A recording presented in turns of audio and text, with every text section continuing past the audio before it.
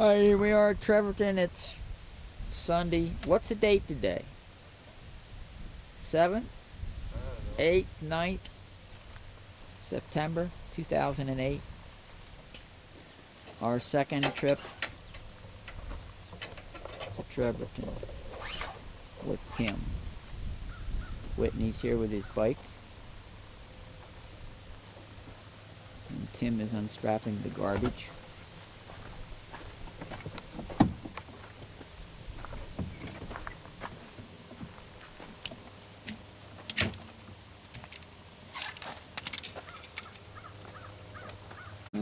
Here's Whitney's KTM, and they are now getting off the four-wheelers. Back that up farther, huh?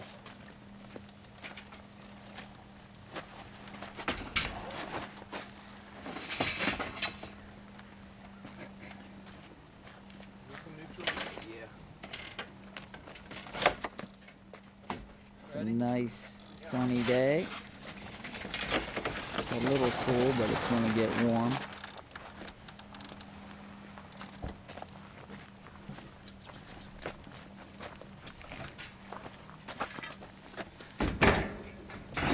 Alright, we're getting ready to move out here. Got my four-wheel running.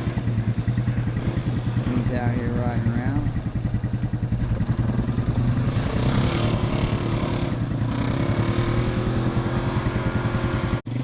Here we are at a little playground area.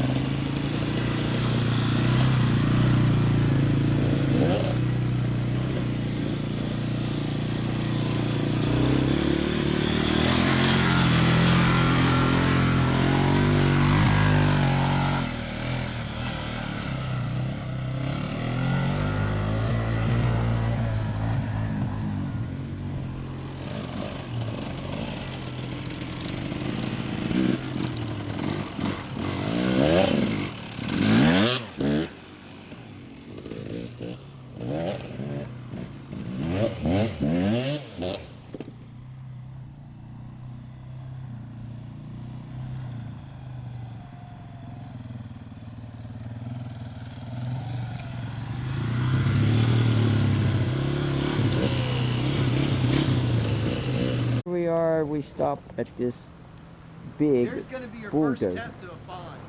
What?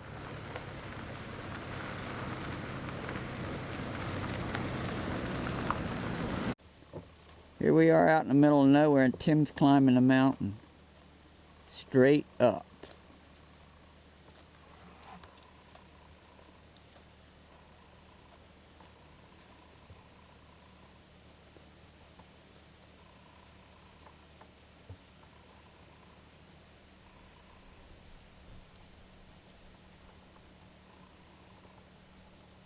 He's way up there.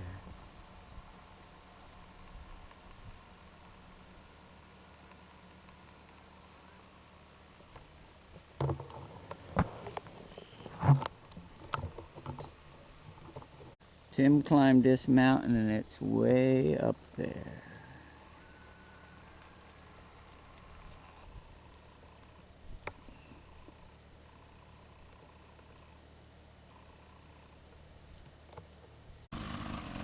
Whitney's going to try to come up this mountain.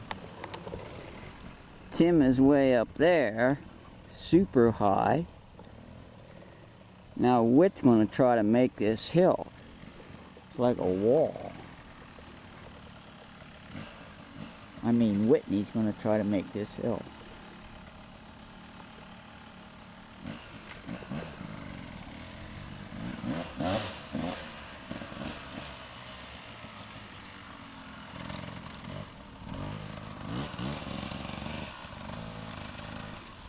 Here goes nothing.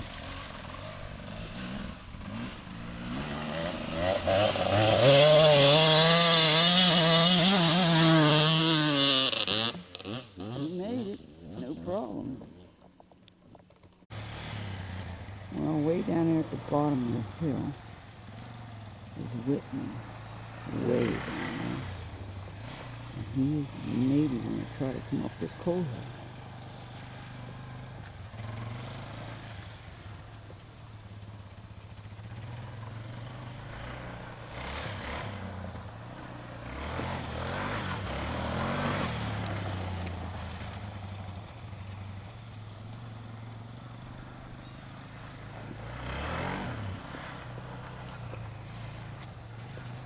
Pretty sure he's insane to try it, but I guess he's going, maybe.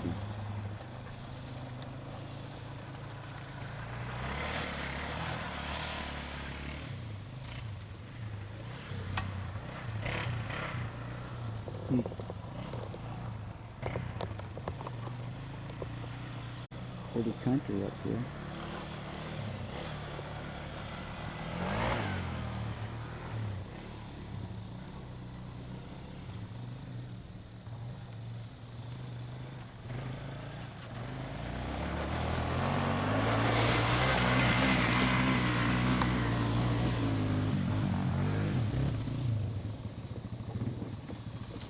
I'm gonna give it a shot and see what it would do.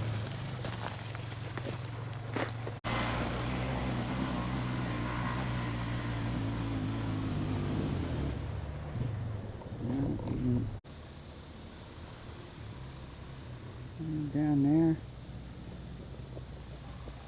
the little town.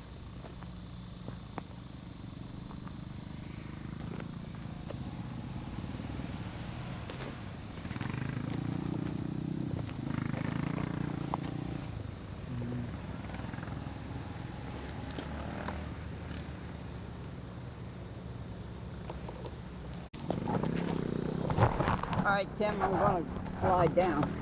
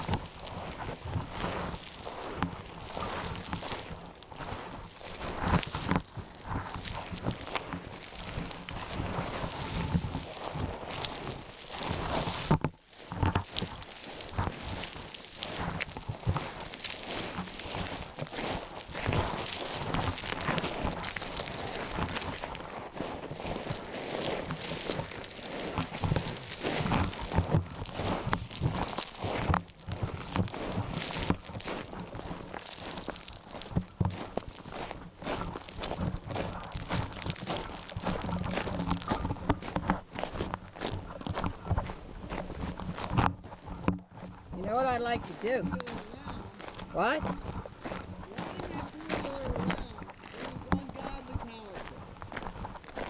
It is, isn't it? It is. I mean, it's more than you ever need. I mean, I'm going in third gear, rev it up, put it in fourth because I'm going on a corner down there, and I just drifted the whole way around the corner. You know what I mean? And you can just, at any point going down the road, you can just flick it and give it gas, and the rear end comes around real nice. But that hill is worse than it looks. I'll tell you, you heard the thing just goes flat on its face. Yeah. It just doesn't have the traction and the pulling power to get it up that. It's too loose. Yeah, it is real loose. You know, it would be neat if we could find a place out this way where a lot of people park and work it from this end in that way. Well, you saw those guys that... Yeah, they're over there riding. Yeah. We come out to another hard road. We come out. I'll show you that on Google Earth. I'd like to know what the name of that village is. There's a church here and houses, so it's got to be some kind of community. Maybe we can see a route sign Out here or back there? out there. Have you been out there? No, I just seen it from up there. There's a church in the town out there. You go way past that. Well, and the road's going that direction. The hard road's going that Yeah, direction. we hit it out here. Well, I just wanted to know what route it was. Hey, tell me that thing doesn't kick butt. Yeah, it does. Big time. Who would have thought? Right. It's only 200.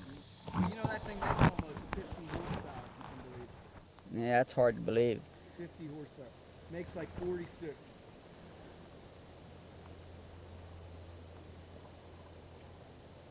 Does that have any of those trick port valves or anything like that? It may. Something on the side of the engine. Yeah. You can ride all day down the trail, just and then you open that thing up, and it's just amazing the power it has. Mm-hmm.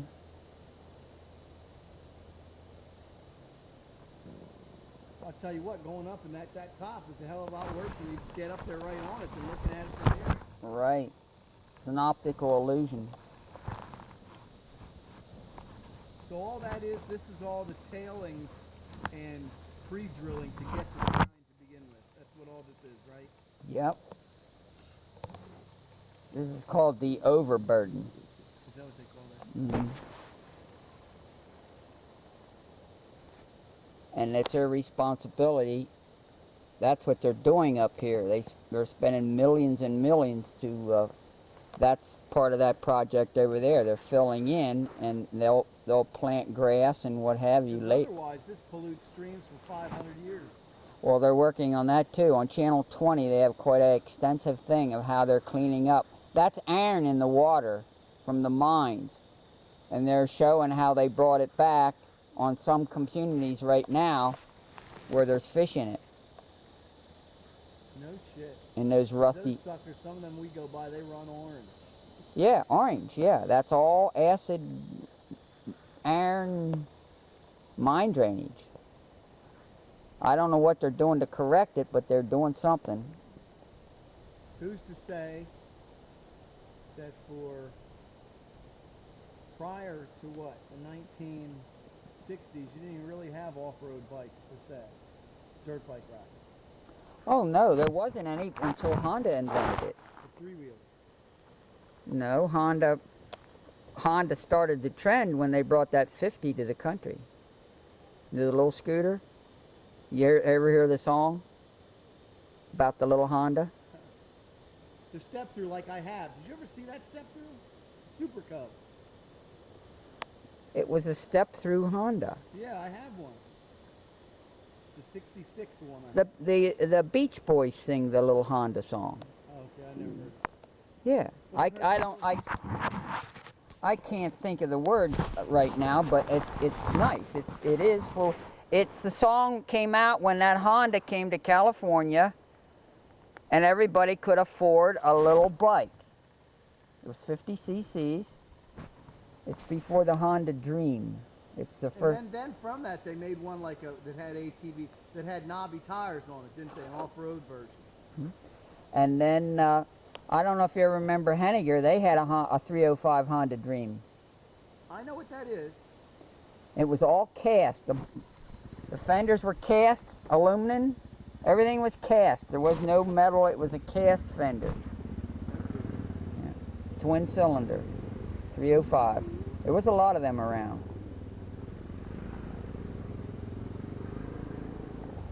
So, back to it.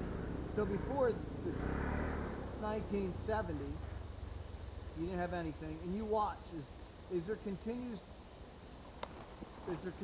to be more pressure. They're going to shut down the deserts out west, Baja California, all the riding in state game lands, state forests, and all this. You watch as these coal companies come back in to try and do this. It'll keep people out because so you could have hit the best 40 years that ever existed prior and is ever going to exist. I know. I thank God that I lived in the generation that I lived in, because I lived before hot rods were hot rods. And I started when hot rods were born. And I lived through the 60s and the 70s when they were the muscle cars of the street. And the Green Light Grand Prix and Front and Second Street cruising with your hot rods. And nobody said nothing. When the light turned green, everybody was burning rubber and down the road they went. So, just like that, I don't know if you ever seen the movie American Graffiti, that is true to, that's how it was, that's how everybody talked and acted, that was it. There used to be a thing called the Barbecue Cottage up on Front Street in Harrisburg, and that's where all the hot rods would hang out. And down on Route 22 there was called Dave's Dream. It's still there, the building is, but that was another drive-in. Dave's Dream, everybody'd go there with their hot rods and their girls, and that's what they did. And the drive-ins. So right over there where the big complex is now, where that big tech port place is, that used to be the Harrisburg Drive-In Theater there. So. Oh, yeah. I went to Harrisburg Drive-In Theater before they closed it down. That was in the early 80s. Mid-80s. And also, I did cruise around in the mid-80s up 2nd Street down front. I caught the end of that. But by then, yeah, the police, if they caught you going around more than twice, same with the strip in York, they'd pull you over.